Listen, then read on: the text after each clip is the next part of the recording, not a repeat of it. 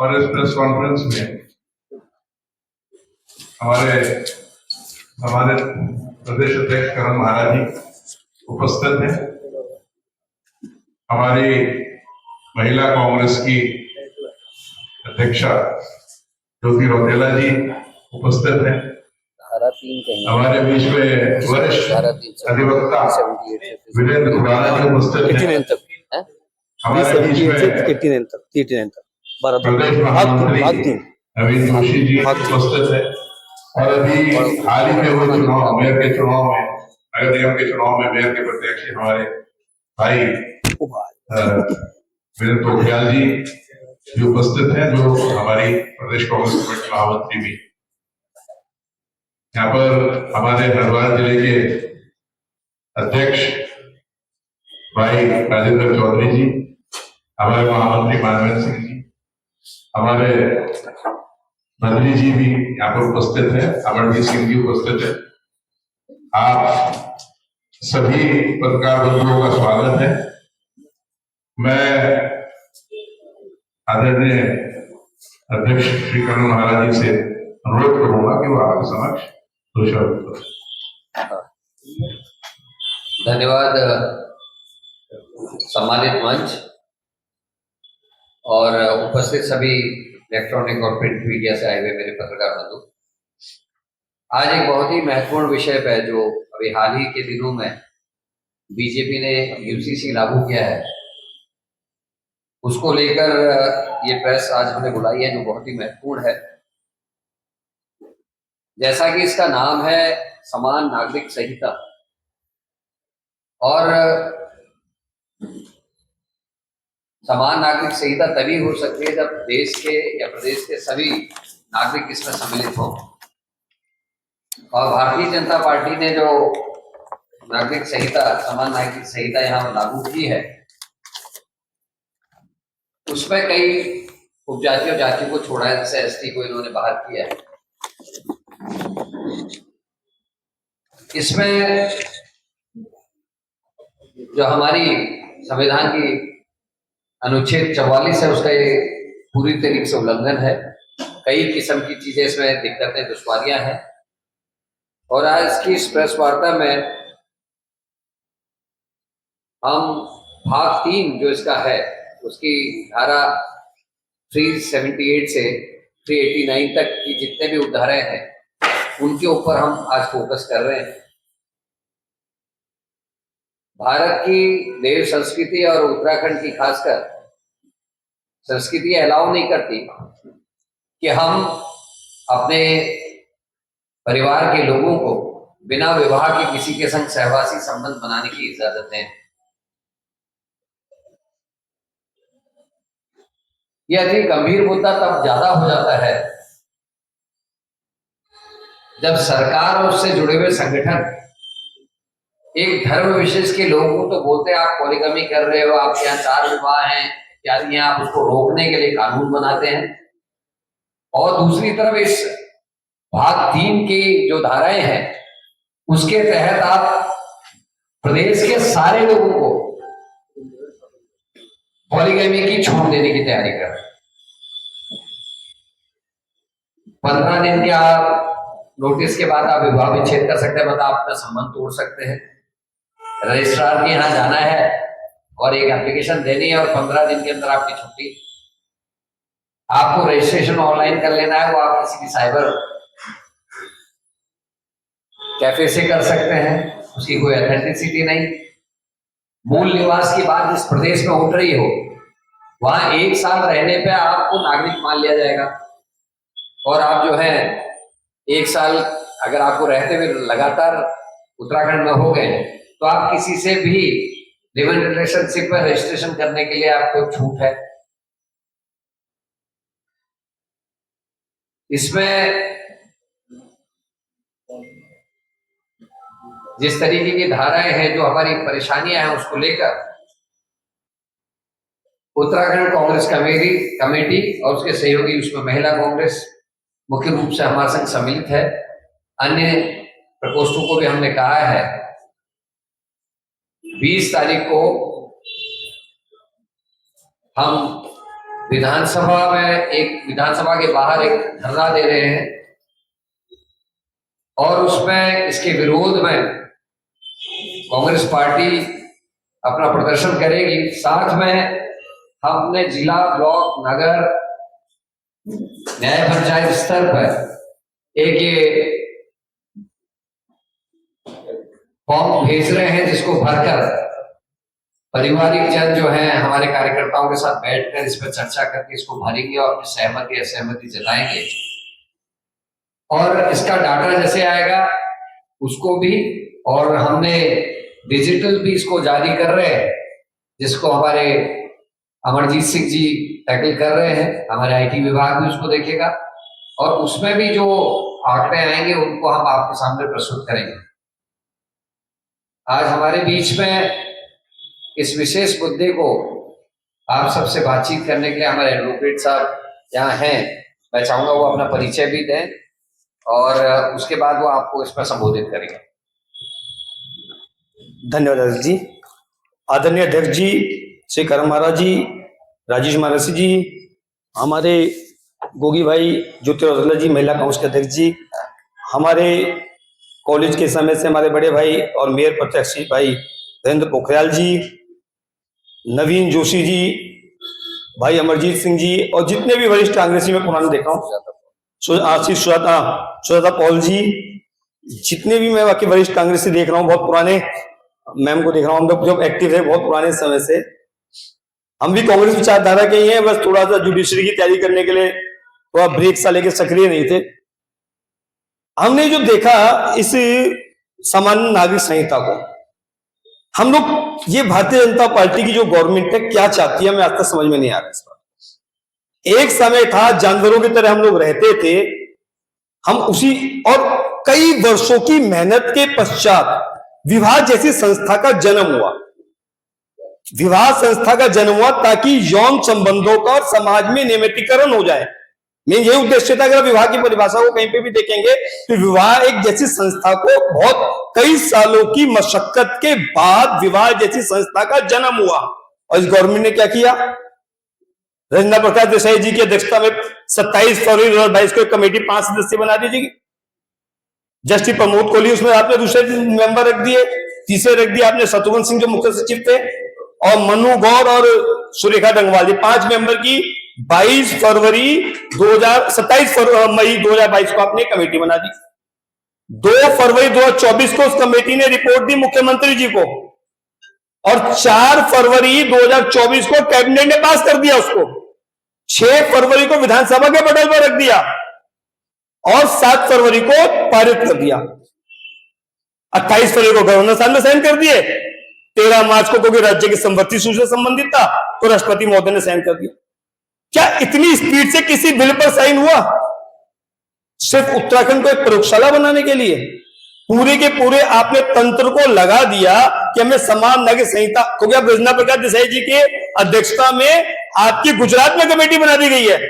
5 सदस्य कमेटी गुजरात में भी बना दी गई है इसके सेम जस्टिस के उसमें। तो आपने एक प्रयोगशाला बनाते हुए एक विवाह जैसी संस्था, लिव इन में क्या है, आपने लिव इन सहवासी संबंध के नाम से जो 378 से 389 तक की धाराएं, 392 धाराएं आपकी यूसीसी में और 4 भाग हैं।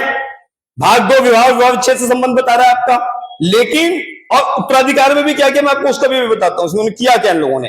जो 378 से 389 तक की आपकी धाराएं हैं, इसमें सहवासी संबंध के लिए आपने कर दिया कि कोई भी उत्तराखंड, यदि कोई राज्य सरकार का कर्मचारी है या लेके या कोई ओएनजीसी में बंगाल का व्यक्ति भी आ जाएगा, उसे 1 साल भी नहीं रुकना, वो नेक्स्ट डे ही आप लिविंग का रिलेशनशिप आपका रजिस्ट्रेशन करा सकते हैं।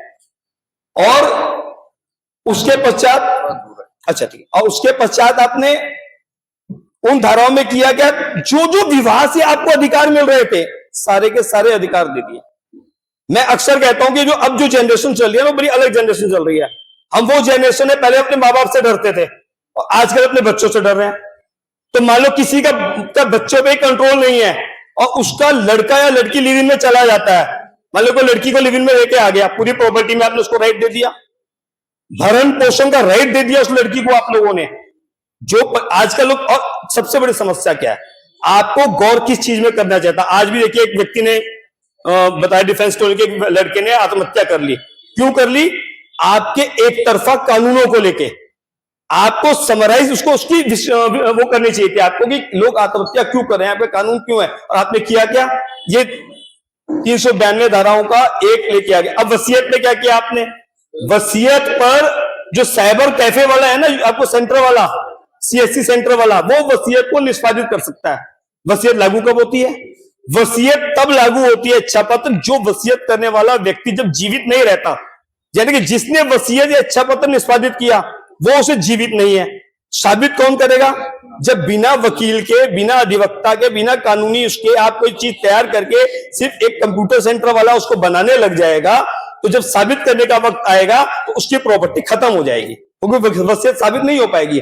और जब वसीयत साबित नहीं हो पाएगी तो जो व्यक्ति अपनी इच्छा से अपनी संपत्ति की एक व्यवस्था करके चला गया, उस व्यवस्था का क्या होगा? आपने यहां पे गलती करी। और जो सहवासी संबंध के अगर आप देखेंगे, जो इसमें 12 धाराएं हैं, आपने पूरे के पूरे, और यही हमने क्वेश्चन जो बने हैं, ये पूरे के पूरे ये जनमत संग्रह है। अगर कोई हमारे से सहमत नहीं हो सकता है, इसमें अमरजीत जी की बहुत ज्यादा मेहनत है, कोई इससे सहमत नहीं हो सकता है तो उसमें असहमति भी दिखा सकता है, किस क्वेश्चन में सहमत नहीं है। लेकिन एक जनमत, और ये जनमत संग्रह किसको कराना चाहिए था? ये जो 5 सदस्यीय कमेटी बनी थी ना आपकी, उसको जनमत संग्रह कराना चाहिए था। आप सब लोग इतने बुद्धिजीवी बैठे हैं, मीडिया के लोग बैठे, क्या आप में से किसी से भी जनमत संग्रह में पूछा गया? भाई इतने सालों बता रहे, हमने इतने लोगों की, हमने 2 साल लग के हमने 20 महीने में एक रिपोर्ट बनाई है, क्या आप में से किसी से भी यूसीसी के बारे में कोई जनमत संग्रह में कोई क्वेश्चन पूछा गया? कोई नहीं, मुझे अब तक कोई नहीं मिला। हम न्यायालय में रोज वकीलों से पूछे, क्या किसी वकील से पूछा गया? नहीं मिला। तो आपने वो जनमत बिना, ये अध्यक्ष जी की जो पहल पे काम हुआ है, ये अध्यक्ष जी की एक जो सोच है, हमारे अध्यक्ष जी की, करम महाराज जी की, इस सोच को सलाम। इन्होंने एक जनमत संग्रह कराया जो मुख्यमंत्री और सरकार को कराना चाहिए था। क्या आप एक कानून बना रहे हैं, उसमें पब्लिक की जनमत संग्रह, पब्लिक क्या चाहती है? क्या पब्लिक लिव इन में रहना चाहती है? आज की सबसे बड़ी समस्या क्या है? आप बेंगलोर वगैरह में चले जाएं, मेट्रो सिटी के बच्चे विवाह जैसी संस्था से दूर हो रहे हैं। वो विवाह जैसी संस्था से दूर क्यों हो रहे हैं, उसका उपाय देखना चाहिए था कि परिवारों में टूटन क्यों आ रही है। हम उस परिवार की इकाई को तोड़ने की, उसको जोड़ने की जगह हमने उन्हें एक रास्ता दिखा दिया। अच्छा, आप शादी पे विश्वास नहीं है, चलो आप लिव इन में चले जाओ। और विवाह विच्छेद का एक नियम है, अगर आप तलाक के लिए कभी आप जाते हैं, कि तलाक अपवाद है, विवाह नियम है। यानी कि अगर आप तलाक लेने जाते हैं तो रेयर टू रेयर केस में तलाक मिलेगा, आपको साबित करना पड़ेगा। लेकिन यहां पे क्या है, आप लिव इन में जा रहे हैं, जब आपका मन है आप चले गए, और जब आपका मन है आप लिव इन से बाहर निकल गए। एक लिव इन के बाद आप दूसरी लिव इन में भी जा सकते हैं, उस लिव इन से हटे तीसरे पे चले गए। दूसरा, अब आपने एक नया वो है, उत्तराखंड अनिवार्य विवाह रजिस्ट्रेशन अधिनियम 2010 था, उसमें जिन लोगों ने अपना विवाह रजिस्ट्रेशन करा दिया, वो दोबारा क्यों एक्नॉलेजमेंट कराने आपके पास जाएंगे? आपने एक नई व्यवस्था दे दी कि जिन लोगों का विवाह रजिस्टर हो चुका है पहले ही, यानी कि 26 तारीख तक भी, 26 जनवरी छुट्टी है, 25 मान ले, 25 तक भी जिसका विवाह रजिस्टर्ड हो गया है, उनको उसमें अब एक्नॉलेजमेंट लेना पड़ेगा, अभिस्वीकृति प्रमाण। मैं सिर्फ वही धारा है जो अध्यक्ष जी का भी, जो अध्यक्ष जी का फोकस भी जिसपे है 378 से 389 के ऊपर बहुत ज्यादा हम लोगों का फोकस है, क्योंकि आप यकीन मानिए आने वाली जनरेशन हमको माफ नहीं करेगी। जब परिवार टूटेंगे, आपको लिव इन के जोड़े मिलेंगे, बैंकॉक जैसा शहर आप बनाना चाह रहे हैं, वो भी देवभूमि को एक प्रयोगशाला के रूप में आपने जो किया है। 378 में सहवासी संबंध के सहवासियों द्वारा कथन का प्रस्तुतिकरण। अच्छा, इसमें एक वेरी इंपॉर्टेंट है जो 386 में आपने दिया है कि यदि आप 1 महीने के अंदर अंदर, मतलब अगर आज आप 1 तारीख को लिव इन में आते हैं तो 1 महीने के अंदर अंदर आपको उसका पंजीकरण कराना है, और 1 महीने के अंदर पंजीकरण कराने में रजिस्ट्रार मना भी कर सकता है, चाहे वो प्रतिष्ठित नातेदारी में आ रहे हैं, कुछ उसकी वजह दी है। अब मान लीजिए कोई 1 तारीख को आया लिव इन में, 28 तारीख को चला गया वो लिव इन रिलेशनशिप को रजिस्ट्रार के सामने रजिस्टर कराने, और रजिस्ट्रार ने जांच के बाद कहा कि मैं अब आपका ये जो लिव इन रिलेशनशिप है इसको रजिस्टर नहीं कर रहा हूं। इन 28 दिन में अगर वो लड़की गर्भवती हो गई तो उस लड़की का क्या होगा और उस गर्भवत शिशु का क्या होगा? आपने राइट दे दिया ना सब रजिस्ट्रार को। तो अगर वो उसमें देख, इस गवर्नमेंट के आप जितने एक्ट को लेकर, भारतीय जो न्याय संहिता आई है उसको बीएनएस को भी देखेंगे, उसमें भी आपको कमियां मिलेंगी। कभी आप चर्चा करेंगे उनमें धारा 69 जोड़ी इन लोगों ने बीएनएस में, तो वो बड़ी खतरनाक धारा है जोड़ी। तो इसी पे अजय जी कह रहे हैं, तो जो ये एक सहवासी संबंध का 1 महीने में आपको पंजीकरण, तो उस महिला का क्या होगा, ये एक प्रश्न भी हम लोगों ने इसमें जो प्रश्न उत्तर है, ये प्रश्न को भी हमने जोड़ा है। आदरणीय साथियों, इसमें 2-3 चीजें क्लियर करनी जरूरी है। जैसा मैंने कहा कि इसमें एक चीज को इन्होंने हाईलाइट किया है कि जो भी बच्चा पैदा होगा लिव इन रिलेशनशिप में, उसको संपत्ति और सारी चीजों में अधिकार प्राप्त होंगे। लेकिन अगर आप देखें कानून में ये व्यवस्था पहले भी है, अगर किसी महिला से कोई बच्चा पैदा होता है, उसका वो फादर है, तो ये कानून में पहले से उल्लिखित है कि अगर वो बच्चा साबित हो जाता है डीएनए टेस्ट या किसी भी चीज से, तो उसको वो सारे अधिकार प्राप्त होंगे। तो इसमें कोई नई चीज नहीं है। लेकिन जो सबसे गंभीर विषय है कि क्या उत्तराखंड का कोई परिवार या भारत का कोई परिवार इस चीज के लिए सहमत है कि वह अपने बच्चों को, अपने परिवार के सदस्यों को बिना विवाह के संबंध बनाने की, सहवासी संबंध बनाने की इजाजत देगा? और ये जो हम जनमत संग्रह कर रहे हैं इसी को लेकर, और इससे जो जटिलताएं उत्पन्न हुई उसको लेकर कर रहे हैं। और आश्चर्य इस बात का है कि आज मेरी दूसरी प्रेस है, इससे पहले भी जब इन्होंने इसको लागू किया था तो भी की थी, लेकिन अभी तक बीजेपी के किसी भी प्रवक्ता ने या बीजेपी की सरकार ने लिव इन रिलेशनशिप में खासकर भाग 3 पर कोई टिप्पणी नहीं की। मैंने अनुच्छेद 44 की बात भी की थी पिछली प्रेस पे, उसमें भी बीजेपी के किसी प्रवक्ता का कोई अभी तक जवाब नहीं आया है, और भाग 3 पे भी कोई जवाब नहीं आया है। एक तरफ एक धर्म विशेष को आप 4 विवाह पर रोकने की बात करते हैं, लेकिन दूसरी तरफ पूरे समाज को आप उस ओर को धकेलने की कोशिश कर रहे हैं। जैसा हमारे एडवोकेट साहब ने भी कहा कि आप पंजीकरण कराइए, 2 महीने रहिए, 3 महीने रहिए, जितना रहना रहिए, मन नहीं आया तो आपने 15 दिन का नोटिस दिया, रजिस्ट्रार ने आपके अलग होने को हामी भर दी, उसके बाद आपने दूसरे से लिविंग रिलेशनशिप को जो है रजिस्टर कराया, फिर रह लिया 3, 4, 5, 6, पूरे जीवन में कितनों के भी साथ रह सकते। तो ये हम समाज को किस ओर को धकेल रहे हैं। और ऐसी पार्टी जो अपने को सनातन धर्म का ध्वजरोहक बोलती है, हम सनातन धर्म की रक्षा करने वाले हैं बोलती है, धर्म की रक्षा करने वाले बोलते हैं, ये कौन से धर्म में ये सिखाया गया है, कहाँ की ये नैतिकता है? तो ये भारतीय जनता पार्टी की नैतिकता को दिखाता है। और इनका जो ड्वेल कैरेक्टर है, जो इनका दोहरा चरित्र है, उसको ये यूसीसी का ये नियम भाग 3 जो है वो साबित करता है। एक तरफ माइनॉरिटी के लोगों को आप 4 शादी के लिए बदनाम करते हैं, उनके उस कथन, उस विवाह के सिस्टम के खिलाफ आप कानून बनाने की बात करते, कानून बनाते हैं।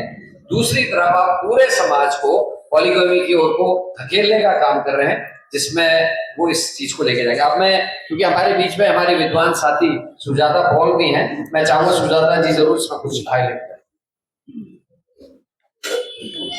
धन्यवाद अध्यक्ष जी। मेरे सम्मानित मंच, बेटी को उसका अत्याचार करने वाली सरकार सुन ले कि इसलिए विरोध कर रहे हैं हम, क्योंकि ये मंजूर नहीं कि हमारा अत्याचार हो, ये हमारा अत्याचार हो। आज आप यहाँ बैठे हैं, आपका उत्तराखंड है, क्योंकि हमारी माताओं ने बलिदान दिए, हमारी बहनों ने बलिदान दिए, उन बलिदानों को नहीं भूलेंगे। इसलिए आप सबके माध्यम से हम सरकार से कहना चाहते हैं कि महिलाओं का उत्पीड़न बहुत हो चुका, अब आपको ये अत्याचार बंद करना होगा, इस कानून को वापस लेना होगा। धन्यवाद।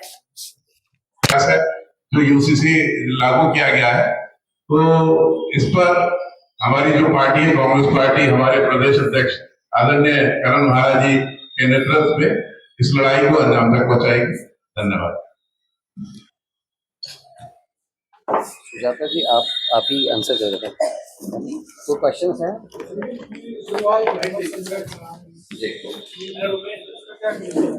देखिए, अच्छा प्रश्न है आपका। जनमत संग्रह हम इसलिए करा रहे हैं कि 2 महीने का हम टारगेट दे रहे हैं। इसमें हमारे ब्लॉक स्तर के कार्यकर्ता, हमारे जिला स्तर के, न्याय पंचायत स्तर के कार्यकर्ता इसको घर घर ले जाएंगे और घर में इन सारे बिंदुओं पर हम चर्चा करेंगे। खासकर हमारा जो टारगेट है वो भाग 3 है यूसीसी का, और भाग 3 की जो धाराएं 378 से 389 तक की धाराएं हैं, उन पे हम लोगों से, परिवारों से बातचीत करेंगे। और आप देख रहे हैं इसमें हमने यस और नो के ऑप्शंस रखे हैं, और उन ऑप्शंस पे हम लोगों से राय लेके ये पता चल जाएगा कितने लोग इससे सहमत है, कितने लोग नहीं है। फिर उसकी एक विस्तृत रिपोर्ट बना के हम राष्ट्रपति को भेजेंगे। और वैसे भी क्योंकि ये केंद्र सरकार का सब्जेक्ट है और इसको राज्य में लागू करके भारतीय जनता पार्टी ने एक चाल चली है और हमको उत्तराखंड को एक गिनी पिग के रूप में इस्तेमाल, जैसे आपने देखा होगा कि जो विकसित राष्ट्र है विकासशील राष्ट्रों को दवाइयों के सैंपल के तौर पे यूज करते थे कि भाई ये दवाई वहां चला दो, उसके बाद अच्छी है नहीं देखते थे। उसी तरीके का भारतीय जनता पार्टी ने इसको एक मैं कहना चाहूंगा एक लैब के रूप में इस्तेमाल उत्तराखंड को कर रही है और यूसीसी उसका एक पार्ट है। 20 तारीख का जो आपका कार्यक्रम है क्या रहेगा, क्या रूपरेखा रहेगी? 20 तारीख को हम लोग 12 बजे लगभग LIC भवन के पास एकत्रित होंगे और कुछ अन्य स्थान भी जहाँ होंगे क्योंकि बैरिकेडिंग्स हैं तो लोगों को घूम घाम के आना पड़ेगा। उसके बाद हम लोग विधानसभा कूच करेंगे, जहां हमको पुलिस रोकेगी वहां हम लोग सब बैठकर धरना देंगे। वहां हम महिला कांग्रेस की तरफ से एक नाट्य प्रस्तुतिकरण भी होगा जिसके माध्यम से एक संदेश पूरे प्रदेश को हम देने की कोशिश कर रहे हैं और हमारे साथी सहयोगी नेतागण सब वहां उपस्थित होंगे और एक बड़ा प्रदर्शन करेंगे जिससे आप लोगों की मदद से हम पूरे प्रदेश में इस भाग 3 के विरोध के लिए एक प्रखर तैयारी कर सकें। ये संयुक्त कार्यक्रम होगा सबका? जी पूरी कांग्रेस।